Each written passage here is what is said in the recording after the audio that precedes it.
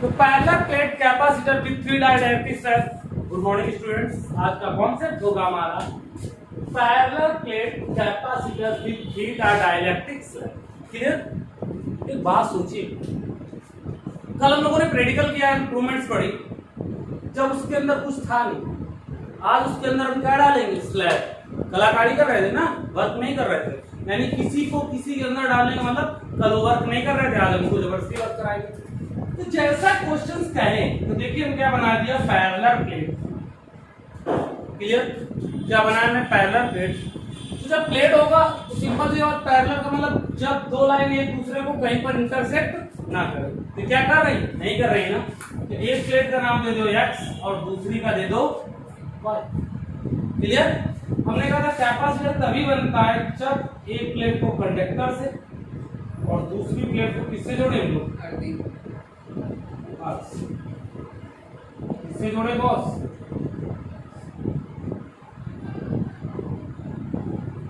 एक को कंडक्टर से जोड़ा, दूसरे किससे जोड़ा? अर्थ से। अब इन दोनों के अंदर हमने कहा स्लैब डाल दी, कलाकारी कर रहे थे, हमने इसके अंदर क्या डाल दी? हमारी स्लैब। स्लैब है, स्लैब डाल दी भाई। एक बात सोचिएगा,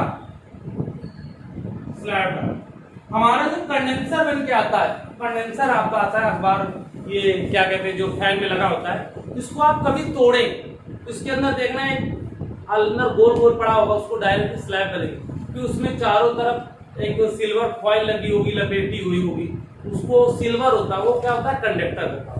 तो वो हमारी क्या होती है? स्लैब। और इस स्लैब की कुछ ना कुछ तो थिकनेस होगी, तो हमने इसकी थिकनेस क्या मानी? और इन दोनों प्लेटों के बीच की जो डिस्टेंस मानी हमने, क्या मान लिया? एक बात और मेंशन करिएगा, ये जो इंटेंसिटी है, इंटेंसिटी फाइंड करना होता है ना। हमने अब प्लेट में केस क्या होता है कि पहले E फाइंड करते हैं, फिर B फाइंड करते हैं, और फिर क्या फाइंड करते हैं? यही केस होता है हमारा कि पहले E फिर B फिर और क्या फाइंड करते हैं? C। तो एक बात को मेंशन करिएगा कि हमको निकालना E, तो बेटा इसकी इंटेंसिटी तो कुछ और होगी ना, इसको हमने मान लिया E। अब जब प्लेट पर हमारी मीडियम ना हो, इसको क्या मान लो? एक बात याद रखना, एक हमने माना E नॉट जब हमारा मीडियम है, एक माना E जब मीडियम। तो E इक्वल किसी जमाने में आपने पढ़ा होगा सिग्मा अपॉन एप्सिलॉन, पढ़ा है ना कि जब किसी प्लेट पर चार्ज डिस्ट्रीब्यूट होता है तो E इक्वल क्या होता है? Sigma upon epsilon. और सिग्मा इक्वल क्या पढ़ा है आपने? Q अपॉन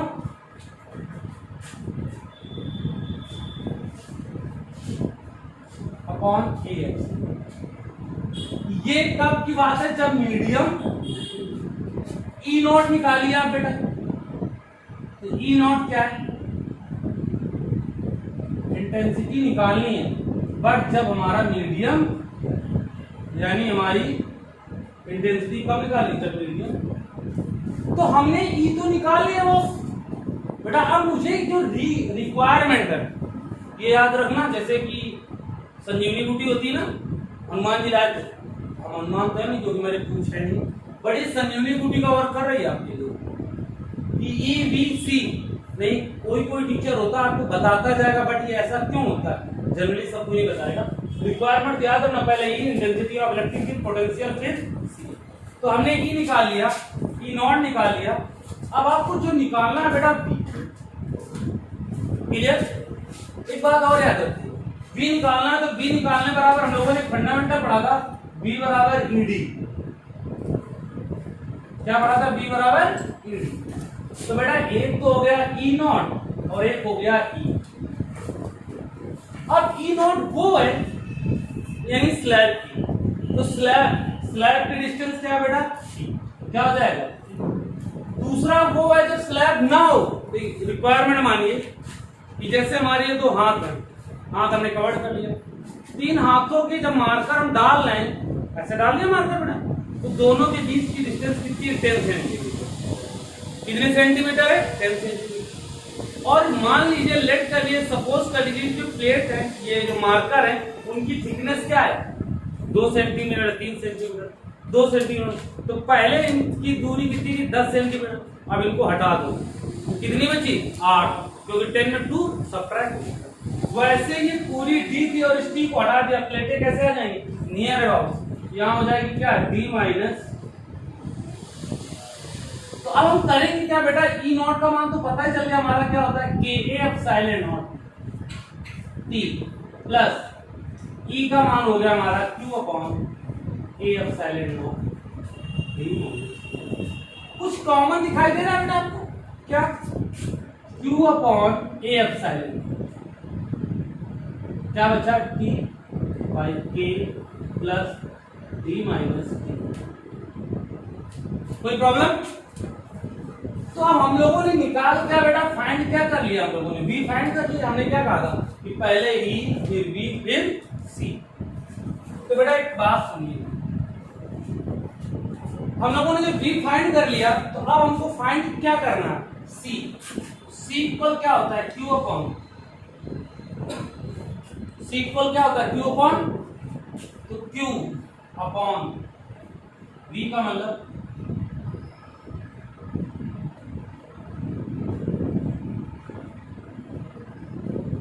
बेटा ये Q और ये Q कैंसिल हो जाएगा ना, तो जब कैंसिल होगा तो ये हमारी वैल्यू कहां चली गई ऊपर।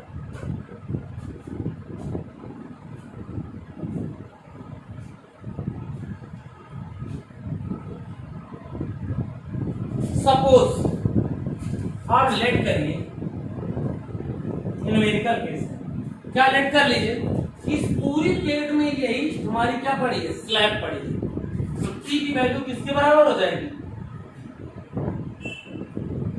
तो यहां पर रख दोगे तो क्या होगा ए एप्सिलॉन नॉट टी अपॉन के प्लस टी माइनस टी, ये तो होगा 0, क्या आ जाएगा के एप्सिलॉन नॉट बाई टी, भी किसमें, इसमें।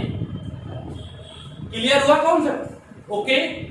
तो ये हमारे दो प्लेट के केस थे, एक वीडियो हमने पहले वीडियो पढ़ा था और एक, क्लियर पक्का। अब हमने पहले बता रखा कि हमारे जो न्यूमेरिकल्स लगेंगे दो टाइप्स के, 2 टाइप्स के होंगे, इसमें अक्सर जो क्वेश्चन होंगे स्पेरिकल होगा, पैरेलल। हमने किसका बता दिया, स्पेरिकल। अब हम लोग सॉरी पैरेलल, अब किसका पढ़ेंगे, क्लियर। बहुत सुनिएगा। अब आता है हमारा स्पेरिकल कैपेसिटर, कौन सा आता है, स्पेरिकल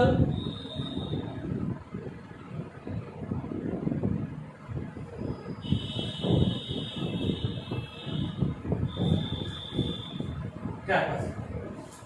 तो हमने बताया था कि चाहे स्पेरिकल हो, चाहे पैरेलल हो, चाहे स्क्वायर, कोई भी फॉर्म, बट प्लेट कितनी होंगी, 2। प्लेट कितनी होंगी बॉस, 2। तो हम जैसे कि डायग्राम बना रहे हैं, मेंशन कर रहे हैं, एक हो गई, 2, कितनी प्लेटें हो गई, इसका सेंटर कैसे मानेंगे, वो मान लीजिए यहां से यहां तक की जो डिस्टेंस है वो क्या लेट करें आप R1, यहां से यहां तक की डिस्टेंस को आप क्या लेट कर लें, क्लियर। इमेजिनेशन करिए कि ये जो हमारा ये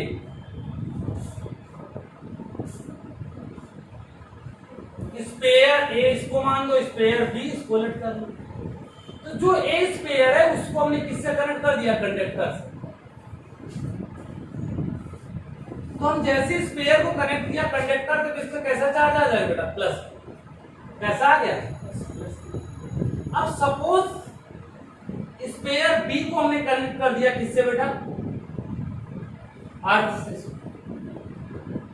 से कनेक्ट कर दिया, तो ये हमारा कैसा चार्ज हो जाएगा, इसमें माइनस, क्लियर। और ये जो दोनों स्पेयर हैं, 2 स्पेयर हैं, बट ये कैसे हैं बेटा,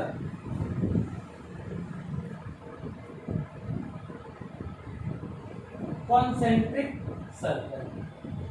ये आपने पढ़ा होगा कक्षा 10th में कि कॉन्सेंट्रिक सर्कल वो होते हैं जिनके सेंटर कैसे हो, सेम। यानी जैसे लैंग्वेज बनाई जाए और डिफिनेशन लिखी जाए तो कैसे बनेगी, suppose 2 concentric circle, then centre हो first sphere A and second sphere B.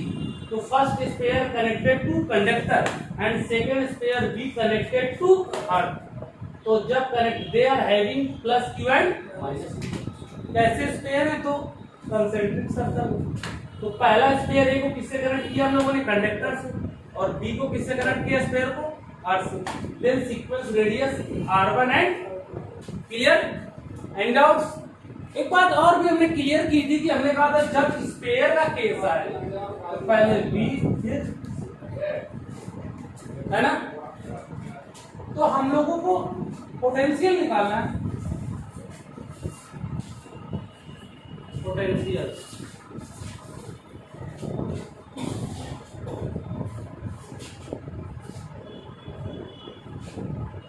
यदि ए स्पेयर का पोटेंशियल निकाले, किसका निकाले, स्पेयर स्पेयर ए का निकाले, तो बी इक्वल क्या होगा,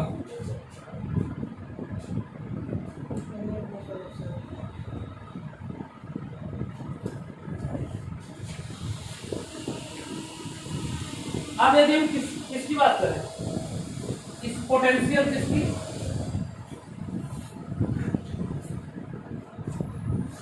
स्पेयर बी। एक बात और याद रखिएगा, हमने कहा था पोटेंशियल प्लस के लिए प्लस होता है और माइनस के लिए मेंशन रखिएगा। तो इसको पोटेंशियल को V1 माना, दूसरे को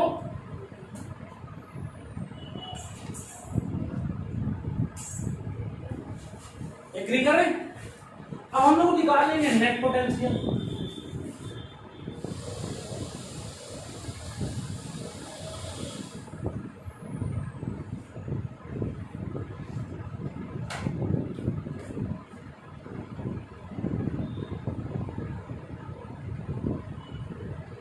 कोई प्रॉब्लम?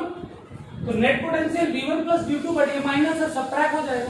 बेटा यहाँ से कुछ कॉमन पॉइंट मुझे दिखाई दे रहा, क्या दिखाई दे रहा, Q/4πε0 K 1/R1 माइनस 1/, ये प्यारा सा फॉर्मेट हमारा आ गया।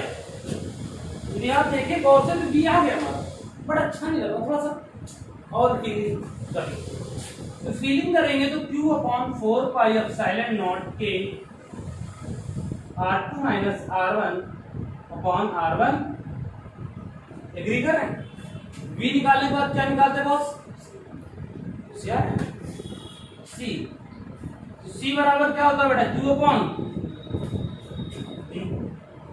C बराबर क्या होता है, Q अपॉन Q ऐसे, और V का मान कितना बेटा, Q upon 4πε0 K R2 minus R1/R1। तो बेटा ये और ये कैंसिल हो जाएगा। थर्ड नंबर कहां चला जाता है, ऊपर बेटा आपका first and second, 4πε0 K R1 R2 बटे R2 माइनस, और ये क्या आ गया बेटा, कोई प्रॉब्लम, कोई दिक्कत नहीं, एनी डाउट्स, क्लियर, पक्का। अब एक बात समझिएगा, हम लोगों ने स्फेरिकल कैपेसिटर पढ़ा, एक होता है आइसोलेटेड स्फेरिकल और उसकी कैपेसिटर, यानी कैपेसिटर की बात नहीं कर रहे हैं, कैपेसिटर की बात करेंगे तो कितनी प्लेटें होनी चाहिए, 2, बट हम बात कर रहे हैं आइसोलेटेड स्फेयर। अब आइसोलेटेड का मतलब जानते क्या होता है, शादी में जाते हैं कुछ भुक्खड़ लोग बिना इन्विटेशन की स्टोरी सुनाते हैं। हम कानपुर नए नए आए तो एक हमारे मित्र थे, तो वो बिना इन्विटेशन मतलब गेस्ट हाउस चले आते। तो हुआ क्या, मतलब उनकी कॉन्टिन्यू प्रोसीजर था, मतलब इस समय एयरपोर्ट में पोस्टेड है, अच्छी जॉब है। तो वन टाइम्स हम फंसे, तो हमने उनसे प्रोसीजर पूछा कि कैसे होते हैं, जैसे हम शादी में गए तो दूल्हा जो होता है उससे तुरंत और भाई हाथ मिला लेते। तो हमने कहा दूल्हा जो होता है, ब्राइड ग्रूम होता है, वो पूछता नहीं कुछ, वो इतना व्यस्त होता है, शादी में इतना खुश होता है, वो सोचा करता है कि कोई लड़की पक्ष का व्यक्ति है जो मुझसे मिलने आया, यानी मेरी वाइफ का कोई फ्रेंड मिलेगा। बाकी लोग ये सोच लेते हैं कि लड़के का कोई फ्रेंड है, बस तुम डीजे में डांस करो, खाना पीना खाओ। उनका एक कॉन्टिन्यू प्रोसेस। वो कैसे थे, आइसोलेटेड स्फेरिकल थे, यानी उनको कोई किसी से मतलब नहीं था, उनको मतलब केवल खाने से था। तो ऐसे व्यक्ति कौन सोचते हैं आइसोलेटेड। हम एक बार गए कि हमारा फर्स्ट टाइम था, तो हम तो एजुकेशन में थे कि मतलब कोई पूछ न ले लेकिन बट किसी ने नहीं पूछा। फिर हमने भी 1-2 बार ट्राई किया, फिर साथ छूट गया, उनकी जॉब लग गई, तो यहाँ पर आ गए। चलिए, तो हम लोग अब टॉपिक्स पढ़ रहे हैं आइसोलेटेड स्पेस। चलिए, तो आइसोलेटेड स्फेरिकल क्या केस है हमारा? आइसोलेटेड स्फेरिकल का फाइंड करना है कैपेसिटेंस।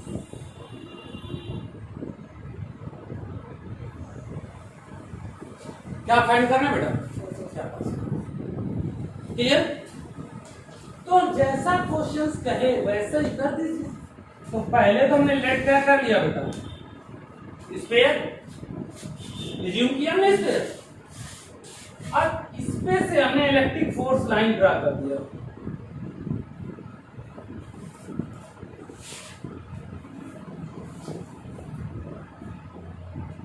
और बाहर प्लस। अच्छा, एक बात आपने कभी नहीं है सोचा कि हम कभी कोई प्रैक्टिकल करते हैं आइसोलेटेड कंडक्टर या कुछ भी करते हैं, अक्सर मेंशन जो चार्ज करते हैं वो प्लस क्यू करते हैं, माइनस क्यू नहीं। क्यों? जैसे इलेक्ट्रिक फील्ड रिप्रेजेंट करना हो तो plus Q minus Q. Plus Q एक तरीके घर का बेटा होता है, वो बिना किसी के चल सकता है, और माइनस क्यू चार्ज यानी घर की लड़की होती है, उसके लिए कोई सहयोग भावना चाहिए। बट प्रेजेंट में ऐसा हालात नहीं है, आजकल गर्ल्स भी बॉयज की इक्वल है, बट मेंशन मतलब सोचते हुए। तो प्लस क्यू क्या होता है? यानी किसी भी कंडक्टर का वर्कआउट करा सकता है, नेगेटिव चार्ज हो या फिर ना हो। बट जो नेगेटिव चार्ज होता है do not work on circuit, तो सर्किट वर्क नहीं कर सकता जब तक उसका पॉजिटिव चार्ज नहीं होगा। तो negative charge do work circuit but positive charge work on circuit, यानी positive charge circuit work. Clear? तो बेटा इसका हमने सेंटर क्या मान लिया आपको, और इसकी रेडियस क्या मान लो? आर, स्मॉल आर मानो, कैपिटल आर मानो, ए मानो, कुछ भी ले। तो हमने लैंग्वेज लिखनी हो तो क्या लिखो? सपोज आइसोलेटेड स्पेस, सेंटर हो, charge distribute plus Q, radius R. Suppose isolated space, centre हो, radius R, charge distribute plus. Clear? अच्छा, एक बात और याद रखिएगा, हमने कहा था स्पेयर की बात है और हमें फाइंड क्या करना है? कैपेसिटर। अब नहीं है कैपेसिटर तो क्या हुआ? बट है तो स्पेयर, तो पहले फाइंड क्या करेंगे बेटा? क्या फाइंड करेंगे?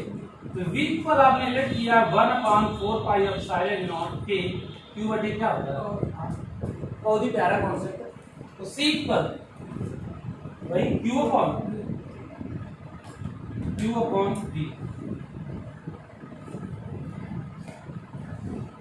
तो q से q गया, c इक्वल हो गया 4 पाई एप्सिलॉन नॉट के। यहाँ क्या हो गया? ये बेटा होता है मीडियम की बात कर रहे हैं हम लोग, किसकी बात कर रहे हैं? और यदि वैक्यूम की बात करेंगे हम लोग तो बेटा यहाँ सी नॉट। अब इसको सपोज करो इक्वेशन फर्स्ट मान लो, इसको कौन सी मान लो? और फर्स्ट को सेकंड से क्या करवा दे? डिवाइड, कैंसिल हो जाएगा, क्या आ जाएगा? सी बाई सी नॉट इक्वल। एक मजे की बात बता रहे हैं, इंटरेस्टेड, बहुत इंटरेस्टेड बात है कि जो हमारे यहाँ बिजली चमकती है, सनशाइन होती है मतलब अचानक से, तो क्या होता है कि यदि ये एब्जॉर्ब कर ली जाए तो मतलब कानपुर की 1 मंथ बिजली सप्लाई हो। आपको पता नहीं होगा कि जैसे मंदिर होते हैं तो उनके ऊपर त्रिशूल लगाया जाता है, या कोई घर बनता है, या कभी कभी कोई बिल्डिंग कंप्लीट हो रही होती है तो ऊपर एक रॉड, आयरन रॉड छोड़ दिया।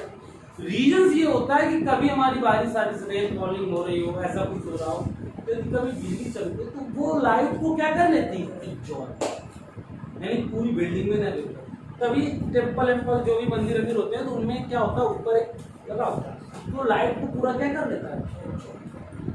इसलिए कैपेसिटर का काम होता है केवल एब्जॉर्ब करना। ओके, तो आज के टॉपिक्स में इतना। नेक्स्ट टॉपिक्स हम लोग डिस्कस करेंगे, और मतलब जो भी हो हम लोग डिस्कस करेंगे। नेक्स्ट टॉपिक्स में आपका क्या क्या डिस्कशन रहेगा? लेक्चर 3 में हमारा डिस्कशन रहेगा पोटेंशियल एनर्जी और रिडिस्ट्रीब्यूशन और एनर्जी डेंसिटी, यानी अब ये 3 टॉपिक्स हमारे नेक्स्ट वीडियो में रहेंगे। Okay please.